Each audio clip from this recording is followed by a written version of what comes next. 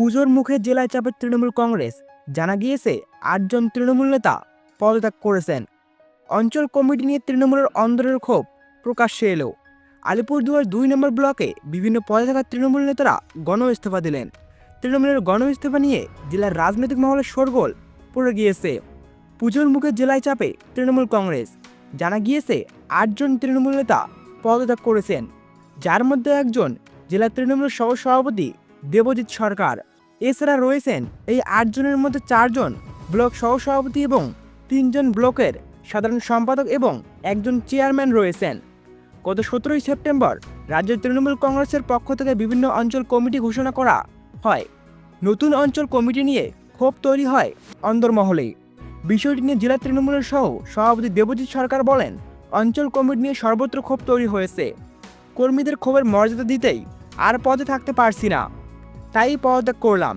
বিষয়টি নিয়ে তৃণমূলের রাজ্য সাধারণ সম্পাদক মৃদুল গোস্বামী বলেন, আমরা খোঁজ খবর নিচ্ছি, বিষয়টি আমিও এখনও শুনিনি।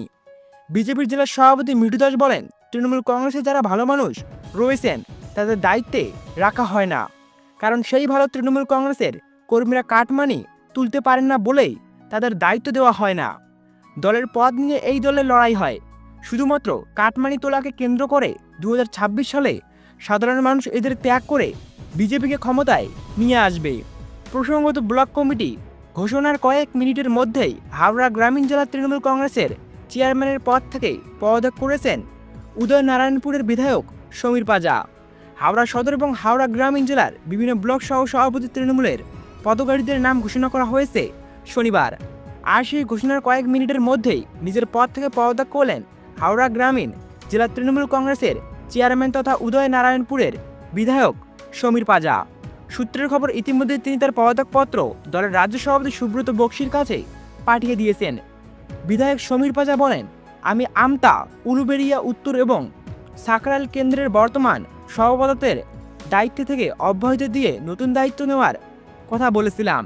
সেই সময় দলীয় নেতৃত্ব এই নিয়ে আমাদের নিয়ে বৈঠক করার কথাও বলেছিলেন, যদিও এরপর এই নিয়ে আর কোনো বৈঠক হয়নি। তার সংযোজন, এমনকি আমি একাধিকবার সুব্রত বক্সির সঙ্গে যোগাযোগ করার চেষ্টা করলেও ওকে ফোনে পাইনি। আর আমাদের নিয়ে বৈঠকের আগেই আজ দলের তরফে জেলা কমিটি ঘোষণা করা হয়েছে। আমি যে ৩টি কেন্দ্রের সভাপতির পরিবর্তনের কথা বলেছিলাম, সেই কেন্দ্রগুলিতে সহ সভাপতি পদে কোনো পরিবর্তন করা হয়নি। এই ঘটনার প্রতিবাদে আমি জেলা কমিটির চেয়ারম্যান পদ থেকে পদত্যাগ করলাম। তৃণমূল বিধায়কদের দলীয় পদ থেকে পদত্যাগের পর এবার আলিপুরদুয়ারেও একাধিক তৃণমূল নেতা পদত্যাগ করলেন।